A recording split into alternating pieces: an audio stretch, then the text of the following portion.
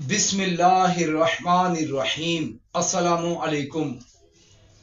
اللہ تعالیٰ نے ارشاد فرمایا، میرا کرم اس طرح ہوتا ہے جس طرح تیری آنکھ کا جھپکنا، پل میں تولا پل میں ماشا۔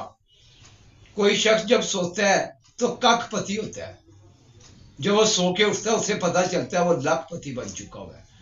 بس یہ قدرت اور کائنات کا نظام ہے۔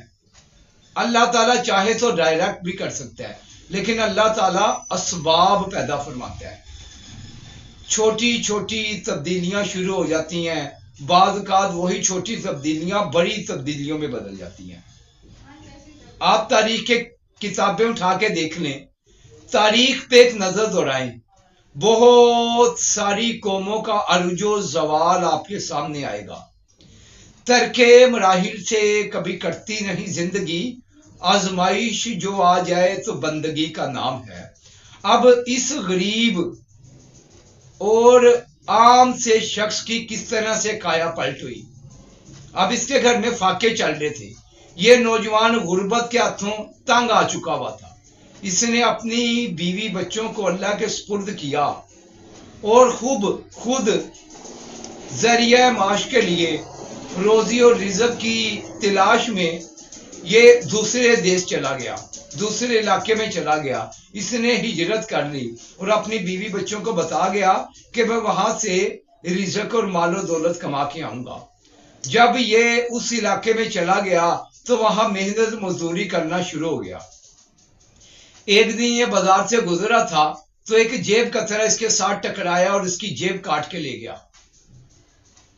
جب وہ جیب کاٹ کے گیا تو پیسوں کے ساتھ ساتھ اس کے کچھ کاغذ اور شناختی کارڈ بھی لے گیا۔ وہ شناختی کارڈ، وہ پیسے اس کی جیب میں تھے۔ کچھ دور جانے کے بعد وہ گھبرایا ہوا تھا، بھاگا ہوا جا رہا تھا کہ کہیں پکڑا نہ جاؤں۔ وہ ایک ٹرک کے ساتھ ٹکرا گیا اور ٹرک اسے کچلتا ہوا وہاں سے گزر گیا۔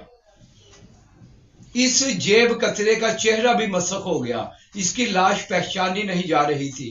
لوگوں نے اس کی لاش کو اٹھا کے پولیس کے حوالے کر دیا۔ پولیس نے جب اس لاش کی تلاشی لی تو اس کی جیب سے نقدی کے علاوہ وہ شناختی کارڈ بھی نکلا۔ اس لاش کو اس کے گاؤں پہنچا دیا گیا۔ گاؤں والوں نے اس لاش کو وصول کیا، جگہ جگہ اعلانات ہونا شروع ہو گئے کہ فلاں شخص دوسرے علاقے میں روزی کمانے گیا ہوا تھا، وہاں اس کا ایکسیڈنٹ ہو گیا ہے، اس کی لاش کچلی گئی ہے، اس کے بیوی بچے نہایت غریب ہیں، کفن دفن کا بھی انتظام نہیں ہو سکتا، اور اب وہ لوگوں کے رحم و کرم پہ ہیں۔ تو لوگوں کو بڑا افسوس ہوا۔ ایک جاگیردار تھا، اس نے اس کی بیوی کو 10 لاکھ روپے دینے کا اعلان کیا۔ کسی نے 50,000 روپیہ دیا، کسی نے 1 لاکھ روپیہ دیا، کسی نے 10,000 روپیہ دیا۔ اس عورت کے پاس 60 لاکھ روپے کی کثیر رقم جمع ہو گئی۔ لوگوں نے چندہ کر کے اس مرنے والے کے لیے کفن دفن کا انتظام کیا اور اسے دفنا دیا گیا۔ وقت گزرتا گیا، چند مہینوں کے بعد وہ شخص اپنی بیوی بچوں سے ملنے انہیں کچھ چند روپے جو اس نے کمائے تھے محنت مزدوری سے وہ دینے آیا، تو وہ بیوی سے دیکھ کے ڈر گئی کہ میرا مرا ہوا شخص دوبارہ کس طرح آ گیا۔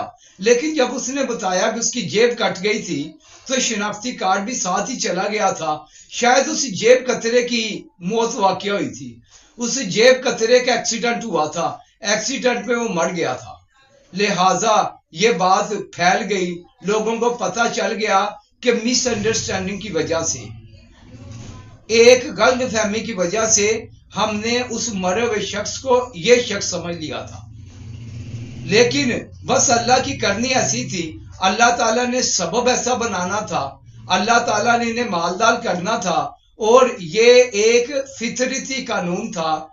فطرت، قدرت اور کائنات حرکت میں آئی اور ان کے گھر کے حالات بدلتے چلے گئے۔